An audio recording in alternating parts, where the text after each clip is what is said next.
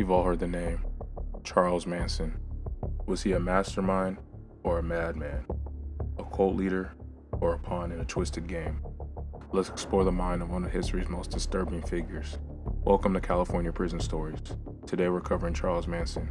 If you like true crime and prison videos, subscribe because I'll be dropping these videos weekly.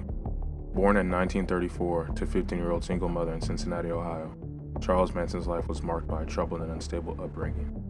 Manson never knew his biological father, and he grew up in a rocky family environment with his mother often absent or involved in criminal activities.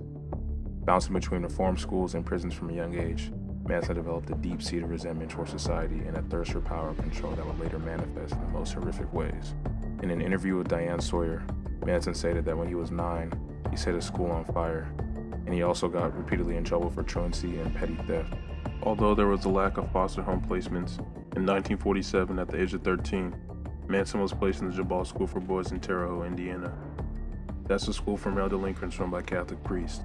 Jabal was a strict school where punishment for even the smallest infraction included beatings with either a wooden paddle or a leather strap. Manson ran away from Jabal and slept in the woods, under bridges, and wherever else he could find shelter. As an adult, Manson's thirst for control only grew stronger. He drifted from petty theft to armed robbery, landing him in prison where he immersed himself in the world of cults and apocalyptic ideologies. After his release from prison in 1967, Manson made his way to San Francisco.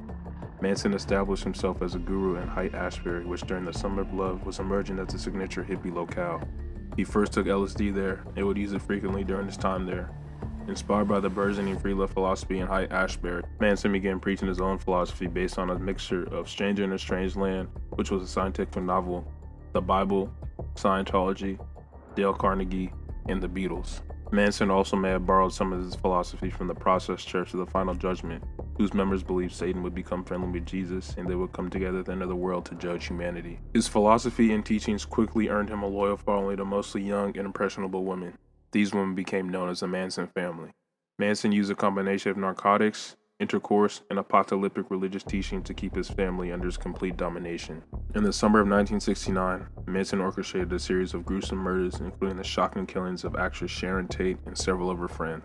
The brutal nature of the crimes and Manson's apparent motives, which were to ignite a race war he called Helter Skelter, left the nation in a state of terror and disbelief. On the night of August 8th, Manson's followers invaded the home of actress Sharon Tate, who was 8 months pregnant and with 4 of her friends, one of whom was the heiress of Folgers Coffee. The group brutally killed all 5 people who were at the home, leaving behind messages written in blood on the walls, which Manson intended as a means to incite a race war.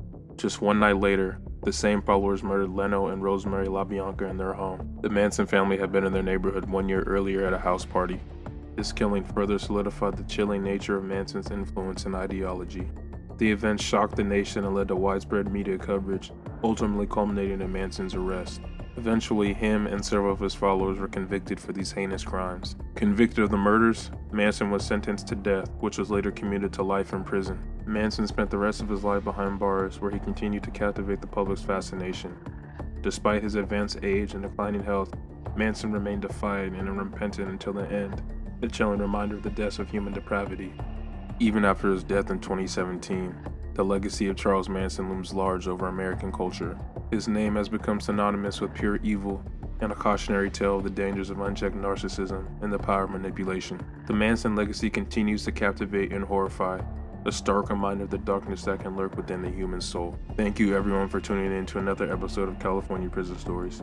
Make sure you subscribe and like the video, and comment who you want me to cover next.